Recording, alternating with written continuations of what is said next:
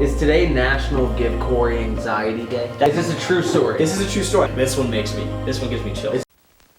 Why are we here today? You wanna know tell me. I want to tell you one of the scariest stories that I've ever heard. This one actually still affects me to this day whenever we go on a trip. Anything like that. Oh, wow. Okay. Yeah. Okay. Tell me just like, hey guys, this is who I am. I'm Corbin Reinhardt, and I am a parkour and free runner. And this is Corey Scherer. He does dancing, so a couple dances. You know, like one or two. Oh, I go like this. I go like this and I go like this. Okay. And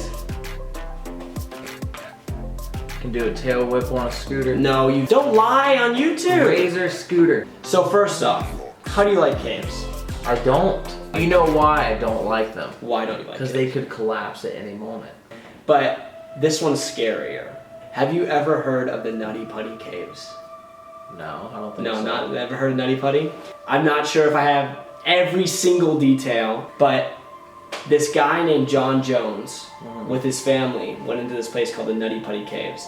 That was like a cave system where a bunch of people do what's called spelunking. And spelunking is like going into caves, doing all that. So they go into this cave and they find like the big slide and all that. They do like kind of the family stuff. You know, we've done that before, like in caves and stuff like that. Yeah. But this guy, John Jones, he used to cave with his brother, and they used to do it like a bunch of when they were kids.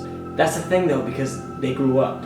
You know, this guy's a med student now, he's doing all this stuff, he's an adult now. He and his brother separate themselves from the family. They go off into a different section of the cave, a little bit more challenging, okay?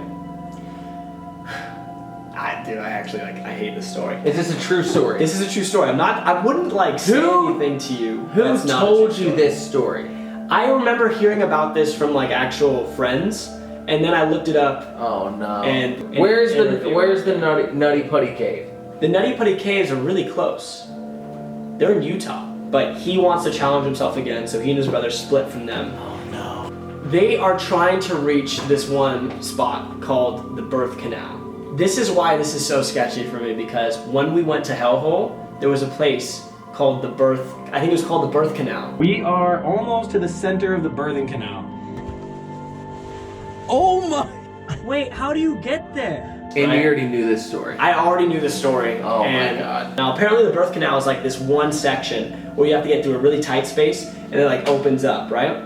John and his brother Josh, they keep going down further and he sees the hole. He starts crawling into it and then he starts crawling further and further and further in. Now this gets to the point where he's like, he's like horizontal like this, right? Now he gets to the point where he cannot use his hands anymore, right? So in order to be able to get through this cave, you need to actually shimmy through. There's been a couple of caves that we've actually gone to where you have to lower your breath, you have to kind of suck in or let your breath out so you can get through, because you're so compressed where you are that you actually need to stop your breathing for a second to be able to go to the next part. That's the scariest thing to me out of anything. So he gets to that area and he starts lowering his breath, he starts slowing down a little bit so he could actually kind of get a little bit smaller, and he goes further and further and further.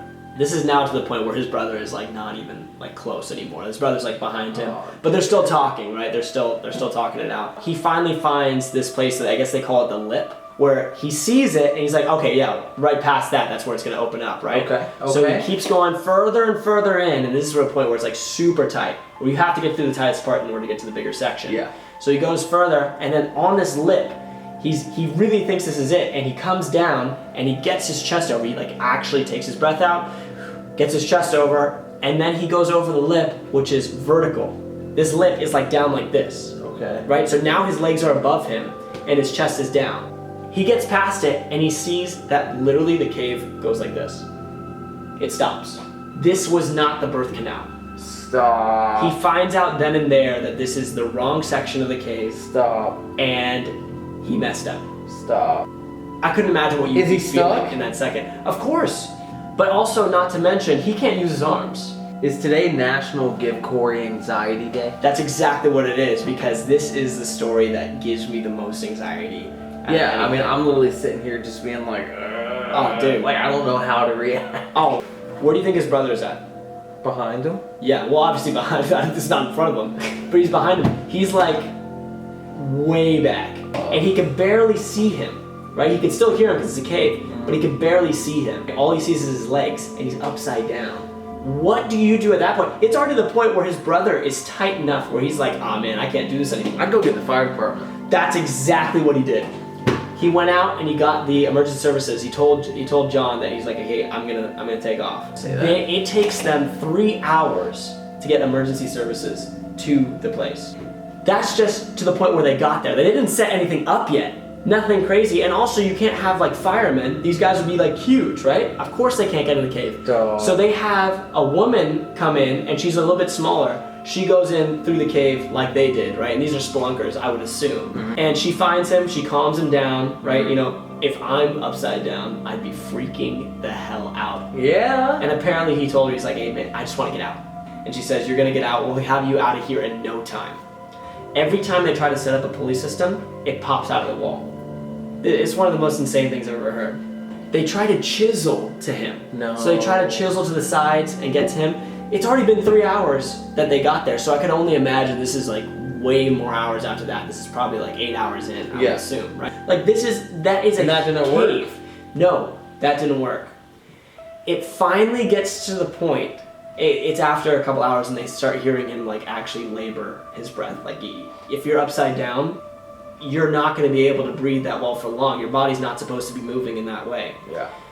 They finally get the rope around his legs and they're able to move him. Then they realize that it's so tight in there that if you pull, his feet are going to hit a wall. So the only way to be able to get him out would be to break his legs. Do they break his legs while he's awake? They find out after a while that his labored breath, it's become too labored. It's one of the craziest stories I've ever heard. But they actually got people down there to talk to him. He talked to his parents, you know, just basically telling him how he feels at that time. Just recently, they've been trying to figure out a way to have him communicate with his family by radio. Want to have the family have a chance to talk to him, sort of boost his spirits a bit. And no, they weren't able to get his legs, his whole body out. They weren't able to get any of him out. It got to the point where after 27 hours, they called it. And they basically said that he passed on.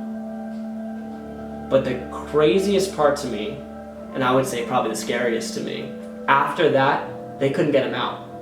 So it's not even about breaking his legs anymore, they just can't get him out. So what do you think they did? This one gives me chills. Is his body still there? His body's still there. No, They sealed up the not. cave. No. They sealed up the cave with cement. You're joking. And his body is still there. It's one of the gnarliest stories I have ever heard. What year was this like? This is in 2009. Dog. Yeah. The worst part about it is that he's a med student. Mm-hmm. This guy is working on his way to possibly be a doctor, I don't know, whatever, right? But he probably knew exactly what was happening to his body at every moment. Yeah. I mean, he knows exactly what it means if your lungs are, if you're laboring your breath, and to try to not get scared in that moment. Bro, I couldn't imagine what he was thinking and going through. I couldn't imagine either, man. Bro, anxiety would be through the roof. My anxiety goes up just talking about this story. It's one of the gnarliest stories I've ever heard, and it is the scariest story I think I know. Do you know a scarier story than that? It's called I'm Never Going Caving Again. And dude, there were some caves that we've gone to that have been like that. We don't have to talk about it. I didn't know I was claustrophobic until I started going into those caves. I think we should make this a thing where you tell me, one of your story scary time? Oh, I can tell you some scary stories. Really? Oh yeah. You have some? Oh yeah. If you guys want to hear a scary story, please comment down below and we will make that happen. Thank you guys for watching. Please subscribe and hit the notification bell. See you later, skaters.